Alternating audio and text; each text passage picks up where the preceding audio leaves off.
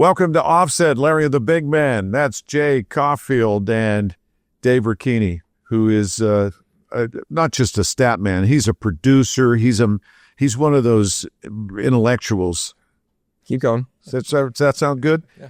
Anyway, we want to thank One Team Media, Logan Douglas, who's producing this episode, and Brian Hess and his entire team.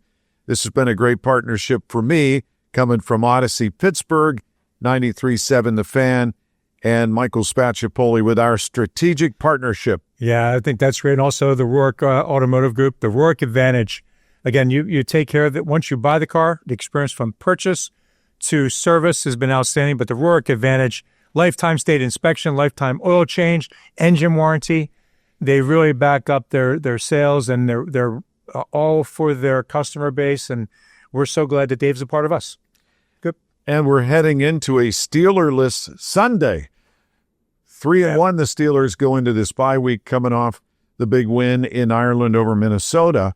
But we're going to jump right into the big man blitz. And as Dave pointed out, he feels Jay's super sour this week. So I kind of am. I'm going to go back. You know, when you watch this game and you see like how it took place, I'm going to go to the Ramsey fumble and recovery and return. I can't understand for the life of me the reversal of it. And I understand, and Dave maybe is going to dig deep and find the rule of it. But once the ball was loose, and if you're the running back and you don't gain full control, then in the rule they called it back because I believe he was out of balance, but only his arm was laying on top of the ball.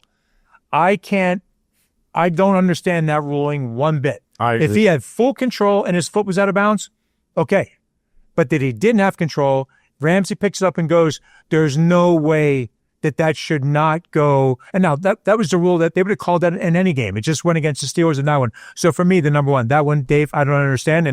And what's the ruling say on it? But I had a problem with it. Bear with me. Rule 3, Section 20, out of bounds, inbounds, and inbound spot. Article 3, rulebook on you. Article 3, Item 2, loose ball. A loose ball that is not in player control is out of bounds when it touches a boundary line or anything that is on or outside such line, including a player, an official, or a pylon. Yeah, so they're saying he's out of bounds and he touches the ball. Just because he touches the ball, I'm still going to say he almost did. Yeah. Did we convince you?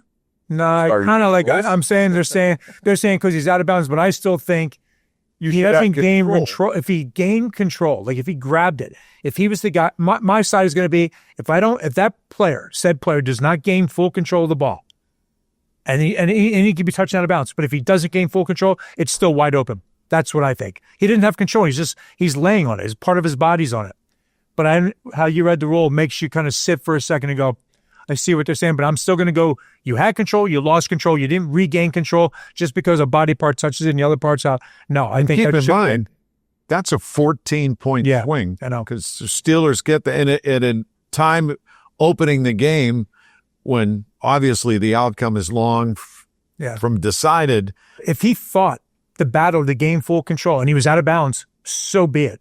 That's fine. He needed to still fight to gain control. Even if he's out of bounds, they could have stopped it right there. But he didn't gain control. So I don't like that rule for any team, that if it goes against, especially when it goes against you, you're like, yeah, you know, on the other side, you're happy you had that rule. On the side that I'm looking at for any game going forward, you should have to gain full control, even if you're out of bounds and spot it there. But when he didn't have full control, I think it's fair game. All right, we're going to call Gene's territory for that one. All right, it's that one. But this isn't the only big man blitz issue. No, there's another one, right? So the MetLife field. It's been 5+ years of talking about MetLife, the field, the injuries that have been occurred by it. They don't have turf, natural turf. They don't have grass. It's been a turf field. The injuries to key players like Bosa going down. I think 2 players in one game for San Francisco. Yes. Yep. And then you had a few other ACLs over the years. The players have all complained about the field. It wasn't because that the injuries happen. It's the way they do. They all feel like they got stuck. Something didn't feel right. So there's a complaint about the surface. So they make a change in 2023. Still not good enough. I think it was even tested at Penn State. Aaron Rodgers. Aaron Rodgers then was Achilles. That's right. So now the word is, here's where my problem even lies, that they let it go, that the NFL lets it go, and your players are at risk. They're now going to make it a grass field in time for the World Cup. Oh, really? Like, what about every NFL game that you have going on every week that brings all this money? You're going to make it grass in time for the World Cup. And sorry, I'm not against the World Cup. I'm saying it should be. But I'm saying you should be doing it for the NFL player that goes out there every day and makes their living, and it's a field that guys are having problems with. To me, the NFL is just kind of putting it to the side, and you're going to make the big move to make it turf when the World Cup comes in. I'm sure because they have two teams in the NFL playing in the same stadium, maintaining natural turf would be an issue. But if you ask any of the guys that we know, some of the older alumni from the Steelers, playing at Three Rivers was like playing on asphalt in a parking lot with a thin carpet on it to some of those guys. So I look at it. The Steelers and the Panthers played at Acrisure, so they're sharing the field too. Yeah, in a sense, in different days. Yep. I look at it like, you were just mentioning, if you polled the other players, if you poll players across the league, it's the same as a headshot versus the knees. They don't want them to go for the head. So players go for knees across the middle. Well, if you polled every player and you're in a skill position that's in that position where you're going across the middle, I might be jumping the gun here, but I would bet every player would go, I'd rather have you go at my head than at my knees, right? That's just Tyreek Hill. Yeah, so that's the thing. So I listen, for me, that they're doing it for the World Cup just kind of sours me on that, because I just feel that you have these guys playing every week, and they've been complaining about it for a lot of years, and they're not making the move to take care of their player. Yeah, how is Acrisure able to handle and maintain the turf? Yeah, in the climate that we have here, right? Yep. And it's fairly similar to what they have in New York. Yeah. All right. Jay's not done yet. He's going for the hat trick. I am going to go for that. I'm going to quickly touch on the Ryder Cup, the envelope rule. And I know Dave will have that looked up for us as well. I felt that, and it's not about the U.S. losing or complaining about it. It's been in since 1979, and it's been utilized twice before, right? So when you have Steve Pate, it was used with Steve Pate in the 90s, when that kept the cup from, I believe, stayed with U.S. when they used it for him. Then Sam Torrance, I think, in 93. So very close matches, and it was used a half point each way. I just think, why give the half point? I mean, my thought would be, why do you even have it? Like, okay, one of our guys is out and we're going to give a half point. Because if you really looked at it, what if 4 guys for Europe didn't feel well or weren't going well? They win. You wouldn't even have to, they wouldn't do that. But I'm saying there's the possibility. The rule doesn't make sense to me. It should either be, hey, no points. Just say, okay, the guy's out. There's either no points or you give the point to the opposite team, and you should have an extra player around if somebody goes down, and you can utilize him. He's a guy like he's waiting there. He's the 13th player. Something other than just giving. They bust their ass or their tail all the time for 3 days, and you're just going to give a half a point. I didn't like it. And it's not about the U.S. losing it. I wouldn't like it if it was the other way if you went each way. I just don't think it's the rule doesn't make sense. Either no point or give the full point to the team that still has the healthy player, and you should have an extra player on the roster. I like the full point, because even no point, it still benefits the team that's leading. It does. All right, the big man hat trick blitz. That's my blitz. That said, please do me a favor. Explain, speaking of points, a lot of people that don't follow golf really closely, when they see the Ryder Cup, they're trying to figure out. I was in a pub in Ireland, and there were international flavor. Yeah. There were Irish men, and there happened to be this group of English people along with the Americans that were there, and they were locked in on this. But a couple of people are like, how's the point system go? They were watching casually. So, Dave, explain to people. It's like another rule book. Well, you need 14.5 points since Europe had won the previous Ryder Cup, they needed 14.5 points to retain the cup. No, 14. No, we needed 14 to retain. 14 to retain. Win. Right. And each match is worth a point. And if the match is halved, then each team gets a half a point. So in layman's terms, that's it. And Europe ended up winning 15-13. And it came down, I mean, it was a big lead for Europe going into Sunday. And USA at one point, you thought, okay, they have a chance to make a historic comeback. But that's in layman's terms. That's how. I think it's a good job on that, Dave. The reason why I even paid even more attention to that was the whole time when you were talking on TV and you can watch Luke Donald, they didn't want to just retain it. They wanted to win. right? So that half point, that's why that half point that went was big. Right. Because I think if that half point wasn't on the board that we just discussed, Europe's going to be looking at the board, and you got to hand it to the players that through that pressure. That's why the golf side of it, the mental side, to be able to pull off a shot when all the heat's coming down to you. What Lowry did at the end, to make the putt, you needed it. They needed it big because you know how it was going to play itself out. I do believe though that you have such a big lead after night two. The third night, it's almost I equate it to being up so big at halftime of a football game. Steelers up 35-0, going into halftime, and somehow, some reason, you come out and you're flat. And Europe, I don't know if that's what they did or who knows, but you get behind the eight ball, then you're chasing, and they were chasing the rest of the day. And to Dave's point, I thought this was going to go to when Henley made the great bunker shot, Dave, on 18. I thought if he makes that putt to with like 8 feet. Yeah, just left it a little short. It was tough, but there was a great push by them coming back. But I also think Europe was so good in days 1 and 2, making putts. Every key shot they needed, they did it, and that's a grind. If you're on the wrong side of it, it's a grind. And then they both had a taste of it coming down late. Well, I can tell you, being in that Irish pub, they took it really serious, and to beat the Yanks meant a lot to those people. They celebrated like it was our Super Bowl for the Ryder Cup. We talked last week about the role of the captain in these events, and Keegan Bradley was under a lot of fire because you saw the pairings on Friday morning, and there's one site called Data Golf, which does analytics, and they said the English Morikawa was the worst possible American foursomes pairing among 132 possibilities. They go out, they lose 5 and 4 Friday. He runs it back on Saturday, and he was asked, he goes, we have a plan, we're going to stick with it. Well, they lost again. Now, you can say they're going up against Rory and Fleetwood, so that was a good pairing to go up against, but that was one. And then just the layout of the course, Jay, as the home team, you get to pick the layout, and they went into it thinking, okay, we have longer hitters, let's keep the rough shorter to play to our advantage. But with the rain they got on Thursday, made the green softer, and you saw the USA players were spinning the ball off the green constantly throughout the 3 days, and just it didn't work in their favor. Yeah, and I also thought too when I watched day one, it is great to watch DeChambeau and what he does, and the players how far they hit the ball. But if you looked on number one, I mean, the whole talk was about DeChambeau driving, making the drive over the trees, cutting the corner.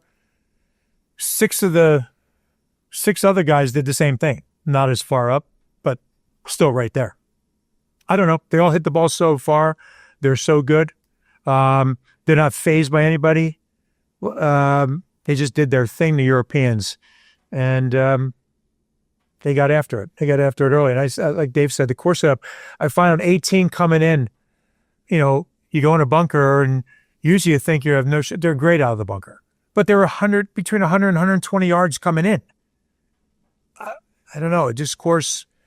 I almost think, though, too, the way I'm jumping on a topic here, but I almost think the way the fan base reacted and all the talk about it. And look, there's a lot of people who've been talking about it. Was Rory McIlroy over the top, complaining and being a part of it? Maybe after, but there was a lot of other players, a lot of people said it was truly way over the top. Like, well, even to the point where the master of ceremony got it. I want to ask Larry. So if you didn't see this, the master of ceremony started an "F-U Rory" chant. She was removed for Sunday. So can we expect an "F-U Lamar" or "F-U something else" chanted Acrisure coming up in the future? Only once. That'd be the end of everything. I don't want to take away from having the best experience of my career in Ireland. Well, that's more to your point. As far as being professional, Larry, how you handle a job and what you're doing, it was. Look, we all know it in the fun in supporting your team, and we're all U.S. and wanting this big comeback. But some of the stuff, like throwing a beer, it was over the top. Yeah, you can't be doing that. And we're only on the TV side. I can't imagine being. There were a lot of things that were unheard on television that were talked about also. And Rory McIlroy, in his post-Cup interview, really, with support of his teammates, was saying this was out of hand from the fans. And he said, he admitted it got to him a couple of times, and he showed that. Well, I think if you played 72 holes and you finished up at 18 and you're grinding the way they were, and I think he said it was more, also he did say it was the point about if you're doing it in between shots when I'm walking up or whatever, but the process of before you pull your shot off, that was taking it too far. Then they had these little ducks that they were squeezing. They were little drinks. And then you could do it with class. They were finding time before he hit the ball on the putts. Yeah. The one video I saw this morning was he was on the tee and he was trying to mess with his shirt and somebody yelled, "You don't need a button to choke." And he looked and laughed and Lowry's like, "That was pretty good." So there's a way to try to get in their heads with some class, and the vulgar just kind of went too far. Yeah, I mean, now what do we expect? Well, I would think that look, I really don't know. I think it can be on both sides. I bet if you talk to the U.S. players from 2 years ago and they said it was bad there, I don't think anything got near as bad because even the U.S. players were backing up Rory McIlroy in situations and stuff. I would think that everybody's going to be on their best behavior, as be outside of rooting for your home country and what that means. And that was McIlroy said. Oh yeah, that's I would say you root for your country. You're supporting your players, but you don't have to go over the line to torture the other people like it's. And you've heard it in hockey, obviously, over the years, but there's plexiglass separating the fans. Right. In golf, they're all right around. They're right there. Yeah. The NBA has that issue too, where they're up on the court and people say unbelievable things. Yeah. They should go have a conversation with some NBA players about how to handle rowdy fans. How many people would some come close to even saying anything if there weren't a rope between them or were face to face or, every guy would say that. I'm going to go on one thing though. You're going to go back to that envelope rule real quick. That you have to put a player in an envelope. You have to put a player who's you're going to pull out. I was really surprised that Dave Harris English was the one they wrote down. I'm like, Harris English qualified in the top. Was he not top 6? He was one of the ones that was an automatic bit. And that's who got yanked, who got pulled out. To me, when you look at all the pairings and why are some of the process of how the U.S. picks their team, which is a whole nother topic we can get into another day, but I'm still really wondering the process. I understand 6 who automatically qualify by the points and what they do.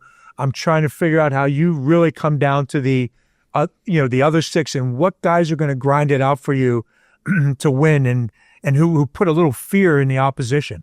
I'm not sure our process on the U.S. side, I don't know. It doesn't seem right. I think there's guys left out that, could be that possibility. So I don't know. Was Harris English? He was one of the original ones, but I also don't know when they picked that, when they put it, because they could also be going based on performance from that. Yeah. I think it probably has to be before.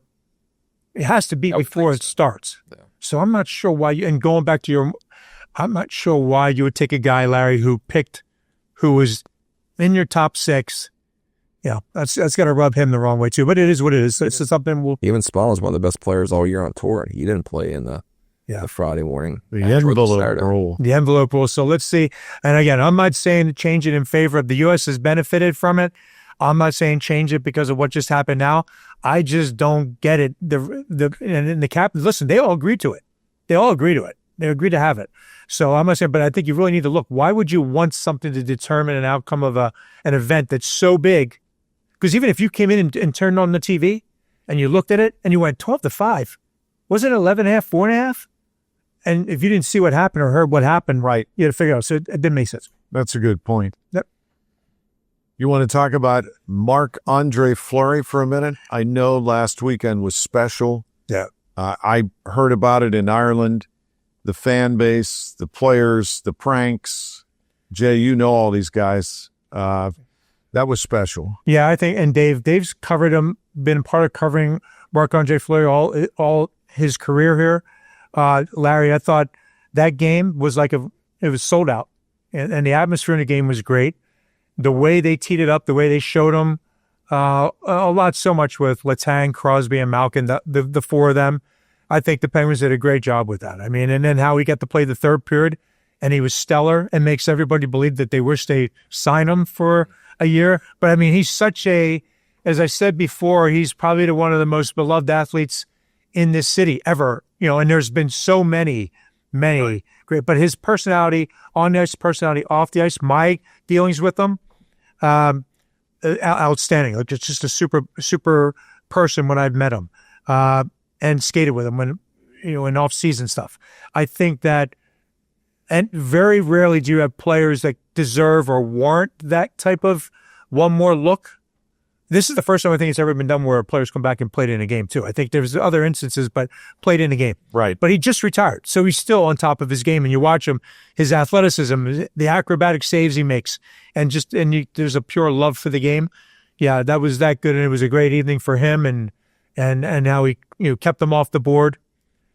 Dave, it was a great night. Nothing different than it just would have been to have even. I don't know what more you can do for a player other than what they did. He came in, practice, sold out practice. All the people had a chance to see him, and the game was outstanding for us. It's a great way to go. I'll mention real quick, Charlie Morton on Sunday with the Braves. So he was former Pirate pitcher, was DFA'd by his other team. The Braves signed him, allowed him to start on Sunday, took him out after an inning. Same thing. He announced his retirement there. So if I were a professional athlete, that's the way I'd want to go out, kind of on your own terms. One thing on Fleury, I don't know if you saw the pranks he pulled with, putting the number 29 on Crosby's, like, just that was him. And then you almost come to expect it. Yeah. But that's what I think what fans loved about him. I think it's what his teammates loved about him. I thought it was really cool, watch it on Saturday, him mic'd up at warm-ups, and then just the ovation he got when he took the ice for the third period, and, the chants from the crowd, one more year. I mean, there's going to be a team that calls him in December or January and says, "Are you sure you're done? I hope you're staying in shape." Yeah, that iconic picture when, Crosby, Letang, Malkin, and him were together. That was pretty special too. Many moments. And that's really what sports is about, to create those kind of moments for fans. They pay a lot of money to be there. You can't win every game, you can't win a cup every year, but things like that help keep the team bonded to the community. And that was a great way to get ready for the season. We don't know how it's going to go. You got a new coach. You have a lot of familiar faces and a lot of young talent. You're not sure, right, how they're going to perform. I think it was a great thing to have to go along with the idea that you got a new coach coming in, everything that's going on with it, but you're still out there with Sidney Crosby. The whole lineup was out. I mean, when you looked at the lineup that night, that's kind of like what you're almost going to start to see.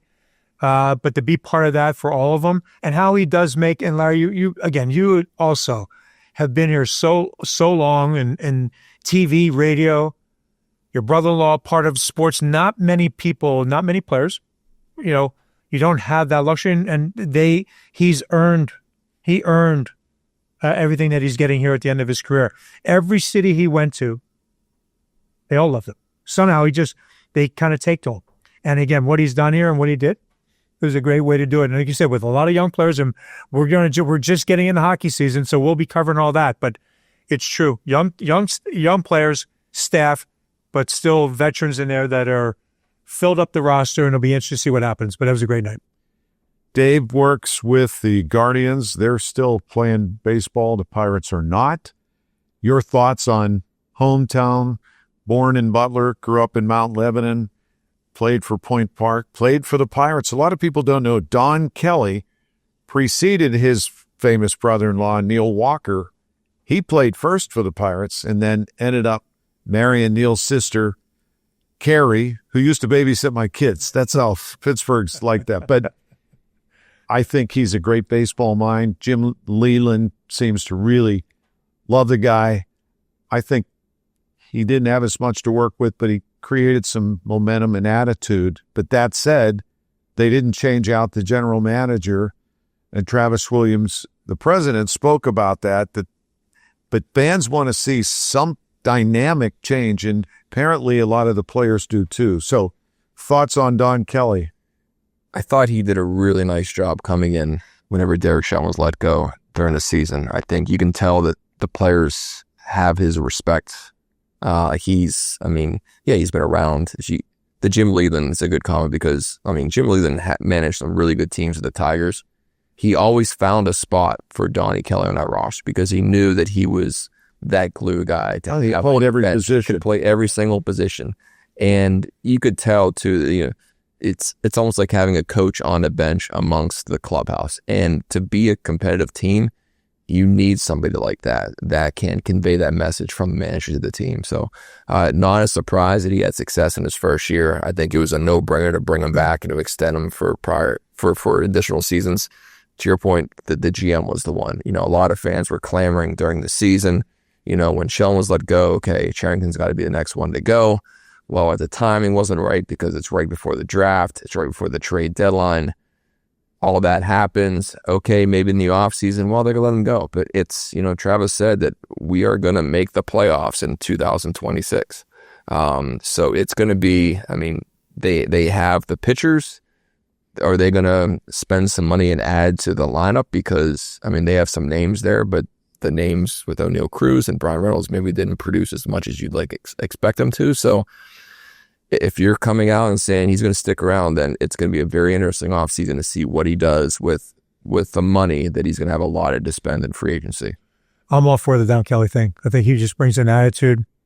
He has the respect of the players. They mentioned that's one thing you need, right? You have to be able to make decisions and everybody be behind you. I say that about any coach in any sport. He's the manager in baseball, but any coach, you have to have the respect. And you don't have to like you. There needs to be a fear part in there. Like, one of the best coaches we had. Bob Johnson was the only one different than that. He was the most always likable and things like that. But the guy that got cut doesn't feel that way, but the guys who are on the roster feel that way. There's got to be that respect. There's got to be a fear side of it. So when you pull a trigger, you make a decision, everybody's behind you. So, and he earned that, right? And everything we talked about, Jim Leon being able to do anything in the game from here. I think that part's a great move. I'm not in, the meetings, when you have a pitching staff like that, you need to have the bats to match it, all the things that go with it. I don't know where the decisions stop or to increase or change, but the fan base wanted something different, right? They wanted something different. That doesn't mean that they can't turn around and come out here. When you have guys that can put out on the mound each and every night, that can win you games, and you've got to give that the backside of it. You have to have the other side. It's like having Aaron Rodgers and no DK Metcalf, Ben Roethlisberger with no Antonio Brown, all the receivers that came through. You cannot have a quarterback and not have receivers. You can't have a great pitching staff and not have guys that can produce runs. So all the words that went down, that's fine, but they better make changes. The fan base needs to see lineup differences. But I think Don Kelly being a part of it, that's fantastic. They led the league in shutouts, which might shock people. That just tells you got a great pitching staff. And how many one-run games did they also lose? It's not the manager in this case. They've got some of the tools. So good for Don Kelly. Yep. And will they use those tools? If Connor Griffin's one of the best 8 hitters coming out of spring training, he should be on the opening day lineup. If you're going to commit and say we're going to win, those are the type of moves you got to make in spring training. And bringing up Jim Leland, do you remember, were you there when he came to Hofstadt's in Oakmont with Jack Lambert? Those two could be brothers or cousins. The way it was one of the all-time great to be sitting there just as an observer, part of this group, but to see Jim Leland and Jack Lambert interact was magic. Well, we got to win. If you close your eyes and you listen. Yeah. Isn't that true, big man? He said one drank something, but Lambert's all beer and Jim was something different. So I think it was the 2010s. We did some Sunday Night Classics I think it was Fox Sports at Pittsburgh at that point. Re-show some of the games from the 90s for the Pirates, and I would do interviews with people and managers that played a part in that game. And we brought Jim Leland in the studio and set up an interview, and I got a chance to interview him, which was a lot of fun. I'm looking over there, and it's just funny because we're like in our studio, and in between questions, he's got his cigarette, he's got his loafers on, and he's ashing in his loafers in between questions. So that was my Jim Leland memory. Well, when they named Don Kelly the manager interim at the time, right? I called Jim to be on the radio show that I host in the mornings. And, when I asked him, I talked to Don Kelly. I said, you be Don Kelly. You don't try to be anybody else. You don't try to be me. You just be you. I'm like, this is classic. Just be Don Kelly. So, Don Kelly, just be you. And congratulations with that. Yeah. But you saw what Don Kelly did too. He brought back Gene Lamont. Kind of give him some of that. Yeah, it's like old school mentoring, giving him a little, Smart. That's like Confucius, you have Gene Lamont there to kind of walk him through some things. That's a really good point. So, but they have to totally revamp how it's portrayed to the fan base, because the fans are, they have no time for it right now. Right. They don't. And going into the off season for them, baseball is going to go to November. So there'll be a lot of time to think about it between now and spring training in Bradenton. Plus the CBA's up after next year. So if that's going to be another important one too. So guys, it's a Steelerless Sunday, but before we go, games of intrigue for the NFL as we get into the weekend. Yeah, I even think, one thing I'll touch on, I'm going to touch what happened at the end of last week. I still feel that there was a couple games that'll lead into this week with the Steelers being off that they can watch. They're the only ones with the bye. You've got Baltimore playing. Baltimore's in trouble, right?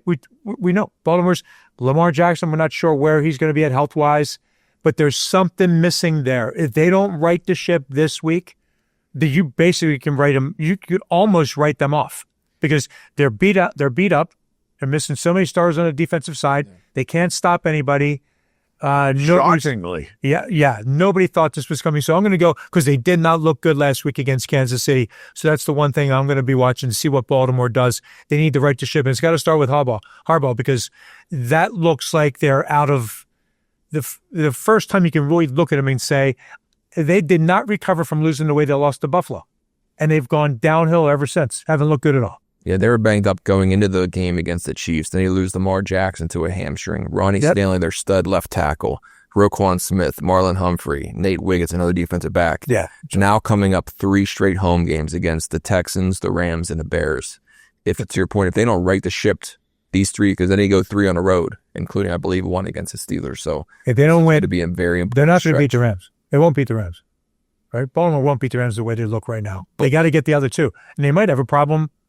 They might have a problem right off the bat. That's how bad they look, and how good that is, by the way. That doesn't mean the Steelers put the pedal down. I mean, because they're in driver's seat with what we see. These teams, and we know what the rest of the division looks like. But Baltimore, that's good points who they've got and who they got coming up, Dave. I didn't know that. And you mentioned the Rams. That was a game that I watched on Sunday against the Colts.